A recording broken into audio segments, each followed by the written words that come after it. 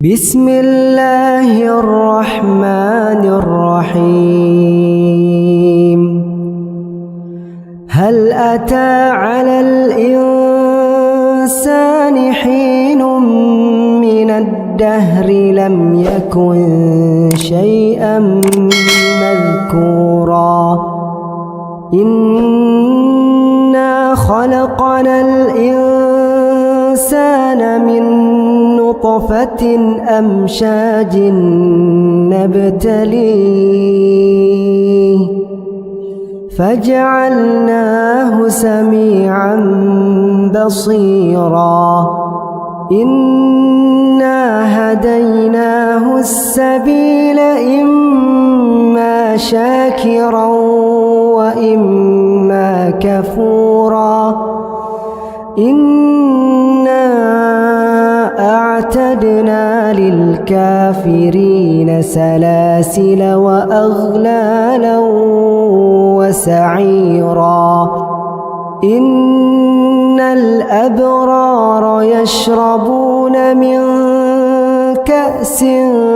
كان مزاجها كافورا عينا يشرب بها عباد الله يفجرونها تفجيرا يوفون بالنذر ويخافون يوما كان شره مستطيرا ويطعمون الطعام على حبه مسكينا ويتيما وأسيرا إنما نطعمكم لوجه الله لا نريد منكم جزاء ولا شكورا إنا نخاف من ربنا يوما عبوسا قمطريرا فوقاهم الله شر ذلك اليوم ولقاهم نضرة وسرورا وجزاهم بما صبروا جنة وحريرا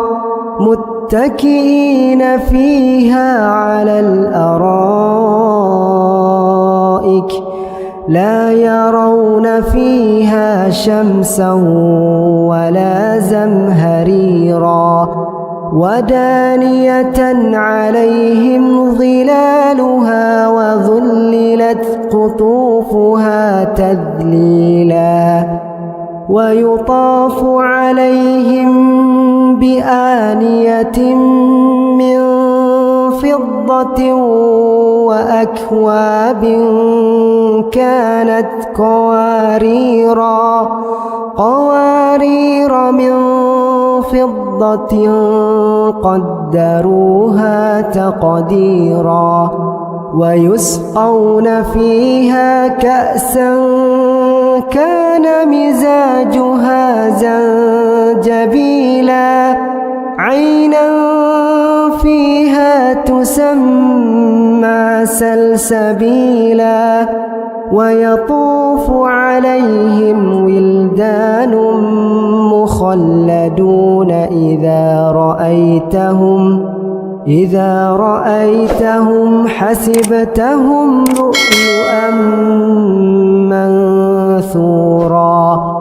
وإذا رأيت ثم رأيت نعيما وملكا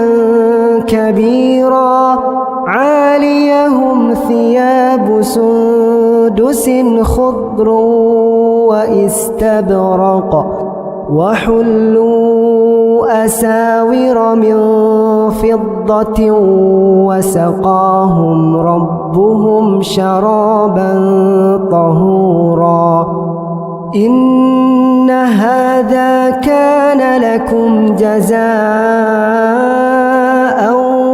وكان سعيكم مشكورا إنا نحن نزلنا عليك القرآن تنزيلا فاصبر لحكم ربك ولا تطع منهم آثما أو كفورا واذكر اسم ربك بكرة وأصيلا ومن الليل فاسجد له وسبحه ليلا طويلا إن هؤلاء يحبون العاجلة ويذرون وراءهم يوما ثقيلا نحن خلقناهم وشددنا أسرهم وإذا شئنا بدلنا أمثالهم تبديلا إن هذه تذكرة فمن شاء اتخذ إلى ربه سبيلا وما تشاءون إلا أن يشاء الله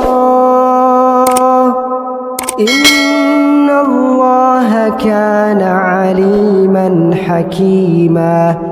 يدخل من يشاء في رحمته والظالمين أعد لهم عذابا أليما.